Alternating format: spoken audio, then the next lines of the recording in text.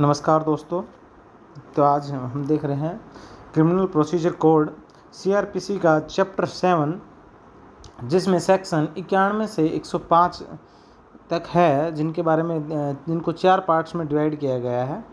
Chapter 7 जो है process to compel the production of the things, है ना, और उसमें उसको 4 पार्ट्स में डिवाइड किया गया है। पहला पार्ट है समन टू प्रोड्यूस, दूसरा पार्ट है सर्च वारंट, तीसरा पार्ट है जर्नल प्रोविजन और फोर्थ पार्ट है मिससेलियंस, है ना।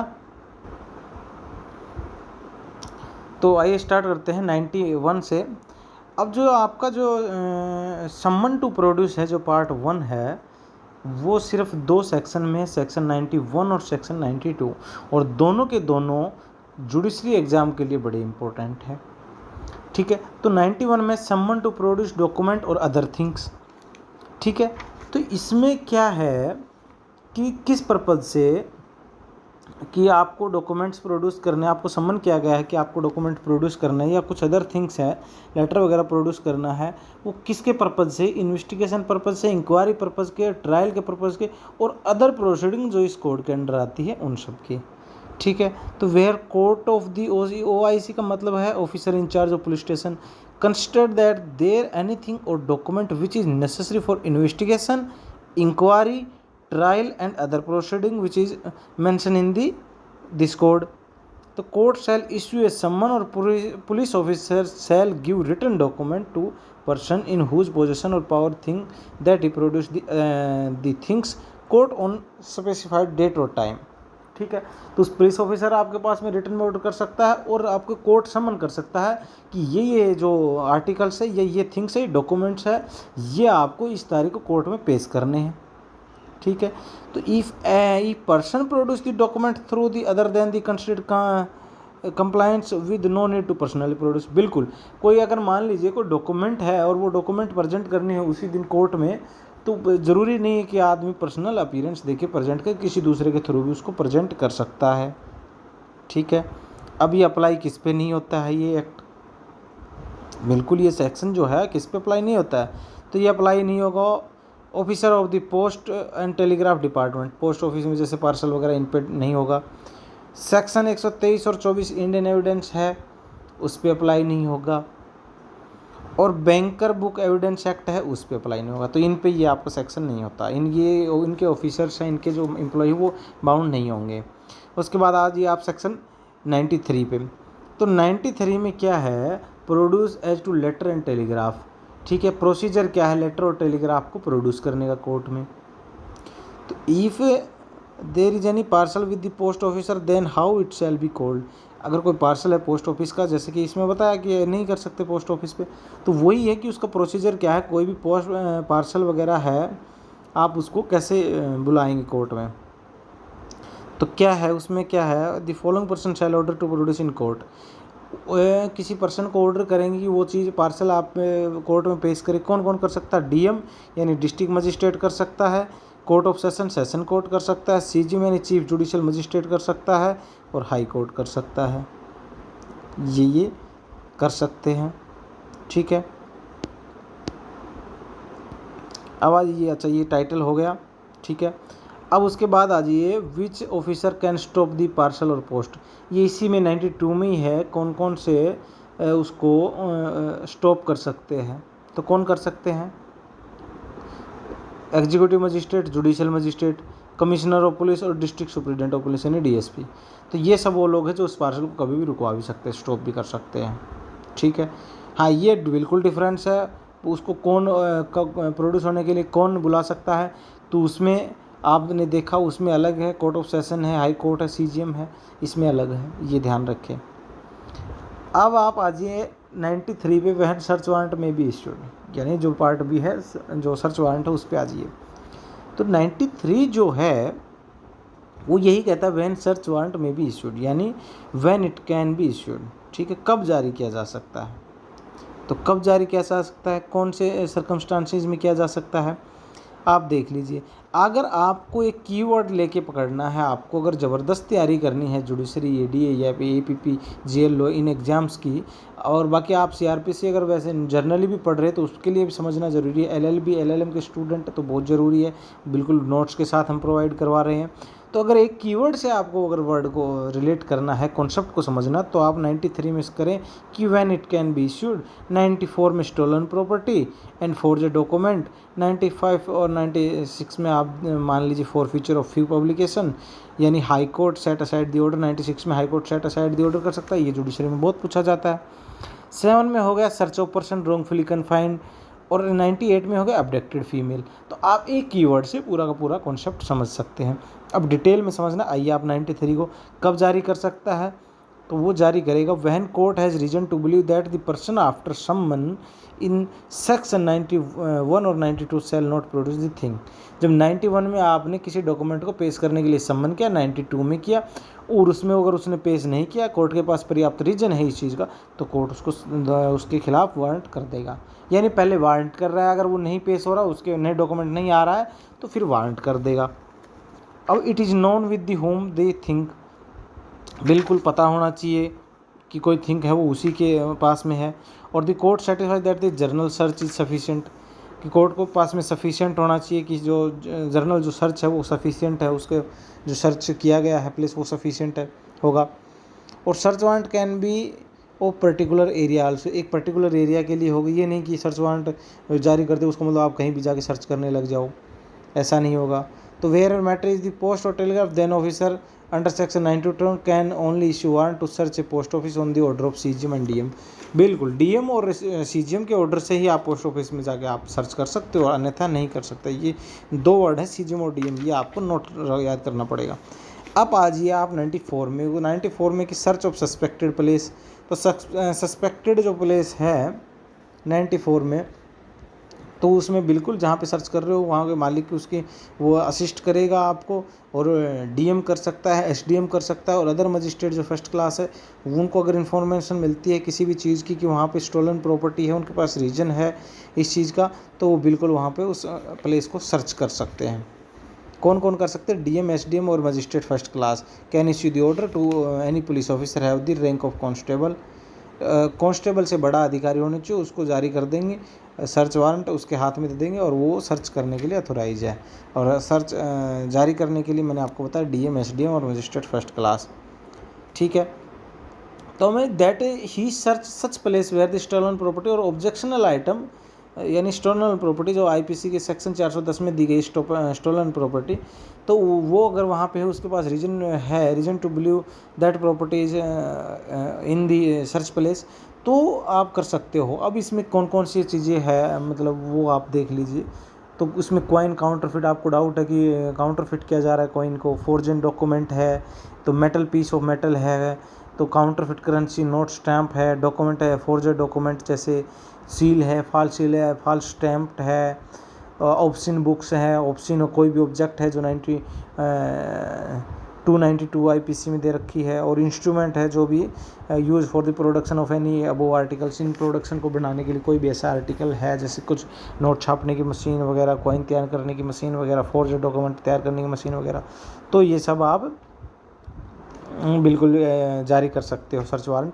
और wherever order police officer can do following things, to enter search और anything found in that take in position और इफ एनी पर्सन और property then produce before magistrate. बिल्कुल वहाँ पे जो भी प्रॉपर्टी आपको मिलती है उसकी लिस्ट बनाइए, लिस्ट ऑफ प्रॉपर्टी बनाइए, और मजिस्ट्रेट के पास में आपके पास में आप उसको मजिस्ट्रेट के पार्ट में उसको रखिए, ठीक है। और कोई भी उसके अंदर आप जो भी सर्चिंग प्लेस के अंदर आपको जो भी मटेरियल मिलता है, डॉक्यूमेंट्स मिलते हैं, आप उनको पोजीशन में लेंगे, एंटर करेंगे, सर्च करेंगे, ये इसमें हो गया। अब whether executive magistrate empower constable to conduct search in the 94, तो हमने उसमें पढ़ा था 94 में ही पढ़ा कि जो above the rank of the constable होना चाहिए जिसके हाथ में सर्च वारंट थमा रहे हैं जिस पुलिस ऑफिसर के, तो बिल्कुल ये बिल्कुल सही बात है कि नहीं, no he can't empower to do so, he shall be considered irregular under section 460 CrPC. तो 460 सीआरपीसी में बिल के अंडर ये बिल्कुल भी इलीगल होगा कि आप उसको नहीं थमा सकते, कांस्टेबल रैंक से नीचे नहीं हो सकता सर्चिंग ऑफिसर। अब 95 में as a declare certain publication और एज फॉरफिटेड।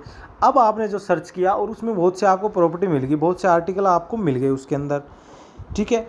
अब मैं आप उसको क्या कर सकते हैं, आप उसको फॉरफिट कर सकते हैं। जैसे कि आपको कुछ लेटर्स मिल गए, जो कुछ पब्लिकेशंस मिल गए, कुछ बुक्स मिल गई, कुछ और मटेरियल थिंग्स मिल गए, तो आप उसको फॉरफिट कर सकते हैं, आप उसको प्रॉपर्टी को। 95 में आपके अंदर ये पावर है।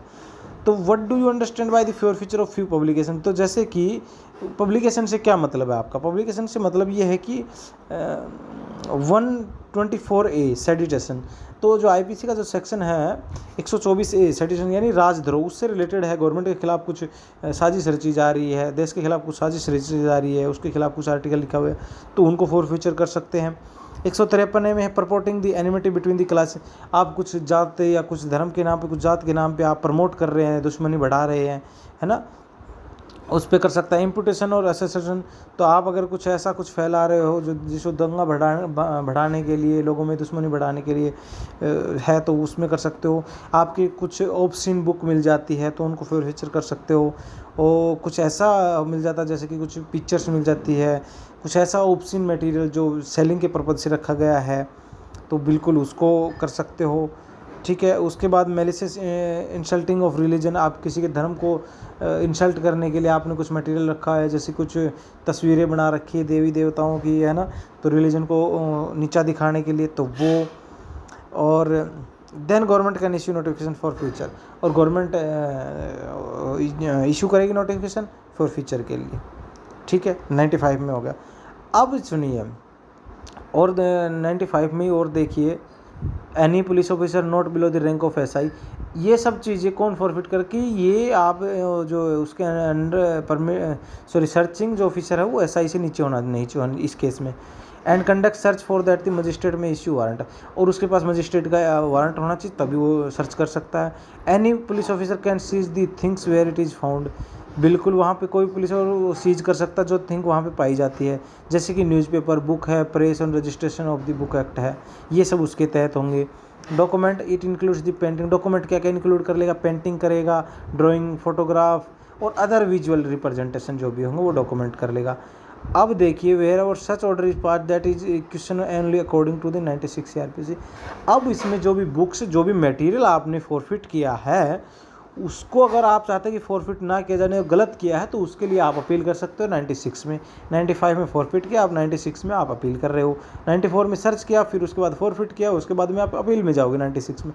तो अपील कहाँ करोगे, there shall be a special bench of the high court which shall compromise of 3 और मोर जजेज, 3 और 3 से ज़्यादा जजों की बेंच होनी चाहिए, और स्पेशल बेंच होगी हाई कोर्ट की जिसमें आप जा सकते हो। तो कब, जैसे aggrieved person from the declaration of forfeiture in gazette shall give application in high court within 2 month. जब भी गैजेट में मैंने कहा था कि फॉरफिट करेंगे, गवर्नमेंट नोटिफिकेशन इशू करेगी, तो नोटिफिकेशन इशू होने के 2 महीने के अंदर अंदर आप हाई कोर्ट में 96 में अपील करने के लिए जा सकते हो। तो if there is any high court which is less than 3 जज, then bench of all the जजेज, और decision shall be according to majority, decision हमेशा मेजोरिटी के अकॉर्डिंग होगा। 3 से नीचे ज़्यादा, जैसे 2 होगी तो दोनों का सेम होना चाहिए, है ना, और 3 से ऊपर हो गई तो फिर वो मेजोरिटी में चला जाएगा। अब 97 और 98 बच गया आपका। तो 97 में क्या है, wherever any person is wrongfully confined, ठीक है, then the following person can issue search warrant. मैंने कहा कि आप 97 और 98 में सर्च किसी पर्सन को कन्फाइन किया गया उसके लिए है। तो 97 में किसी पर्सन को रॉन्गफुली आपने कन्फाइन कर रखा है, आपको पता चला कि किसी बच्चे को या किसी मेल को आपने रॉन्गफुली कन्फाइन कर रखा है, उसके लिए आप 97 में सर्च वारंट जारी कर सकते हैं। कौन कर सकता है, डीएम कर सकता है, एसडीएम कर सकता है, मजिस्ट्रेट ऑफ फर्स्ट क्लास कर सकता है, ठीक है। और 98 में किसके लिए करेगा, अबडक्टेड फीमेल के लिए।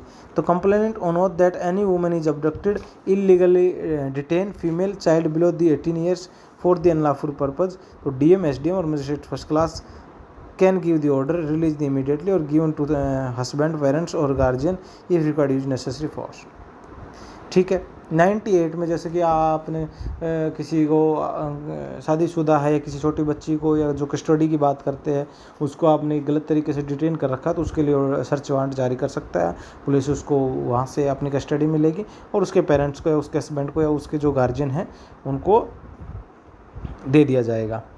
अब आ जाइए आप 99 में। तो 99 में डायरेक्शन है सर्च वारंट की।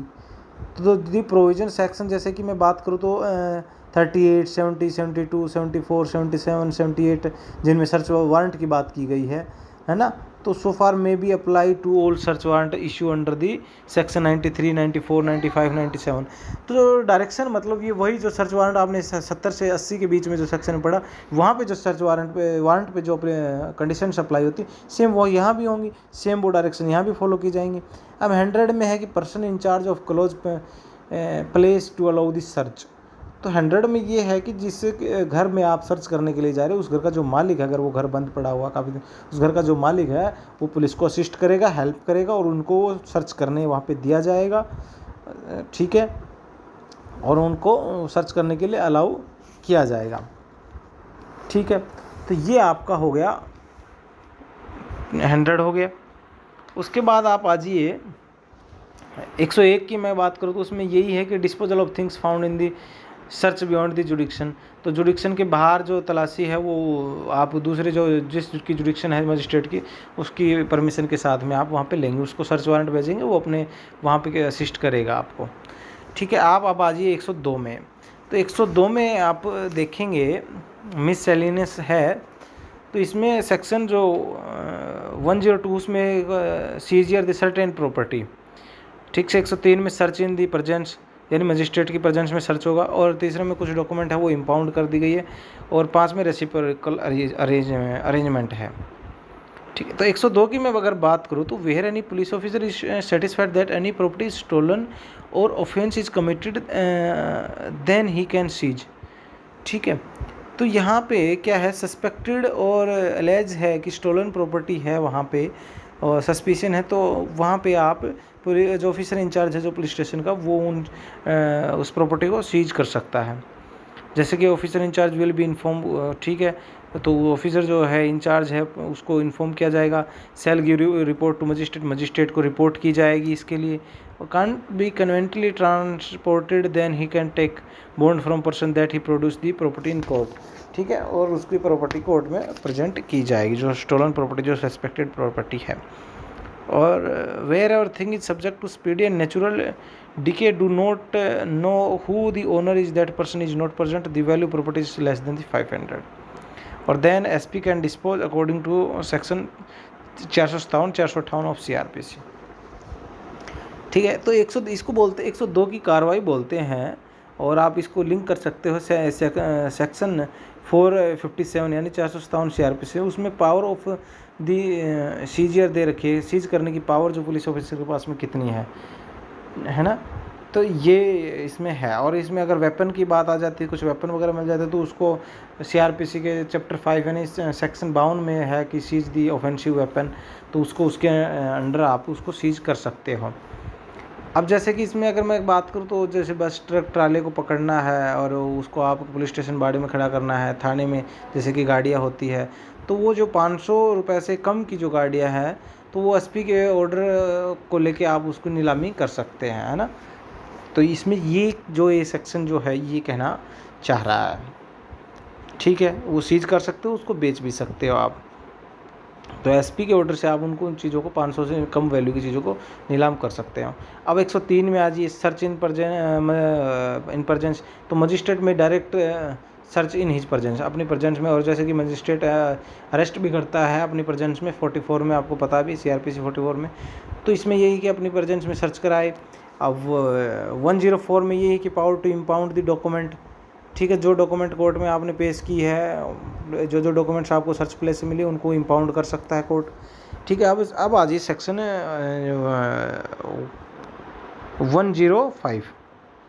तो 105 क्या कहता है कि where any court under this act require following summon warrant, summon for thing और डॉक्यूमेंट और सर्च वारंट, ठीक है।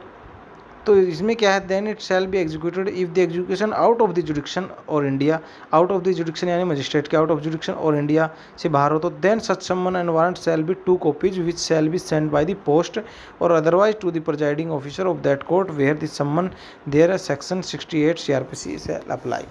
68 में जो प्रोसीजर है सम्मन का आउट ऑफ जुडिक्शन, तो वो सेम अप्लाई होगा। और इसमें यही है कि आप अक्यूज पर्सन को सम्मन भेज रहे हो, वो अदर टेरिटरी या अदर जुडिक्शन में है, तो वहाँ के मजिस्ट्रेट को आप भेजें कि वो सम्मन की तामील करवाए, सर्विस ऑफ सम्मन करवाए। सर्च वारंट वहाँ के उसको भेजेंगे, आप बाई पोस्ट भेज सकते हैं, और वहाँ के प्रोजाइडिंग ऑफिसर आपकी हेल्प करे और वो करवाएं। तो ये अब जैसे कि मैं बात करूँ कि 498A का मामला है, और आप मानिए कि जो अक्यूज पर्सन है, जो हस्बैंड है, वो विदेश में रहता है, तो आप 105 के तहत सम्मन करेंगे सेंट्रल गवर्नमेंट के माध्यम से। आप होम मिनिस्ट्री को कहेंगे तो होम मिनिस्ट्री उसको अलाउ करेगी, और वहाँ पे विदेश में वो एग्जीक्यूट होगा। या जहाँ पे CRPC लागू नहीं होती वहाँ पे, या जैसे कि मैं बात करूँ विदेश में, तो वहाँ पे वो सम्मन बाई पोस्ट जाएगा होम मिनिस्ट्री के थ्रू, और वो उसकी तामील करवाई जाएगी।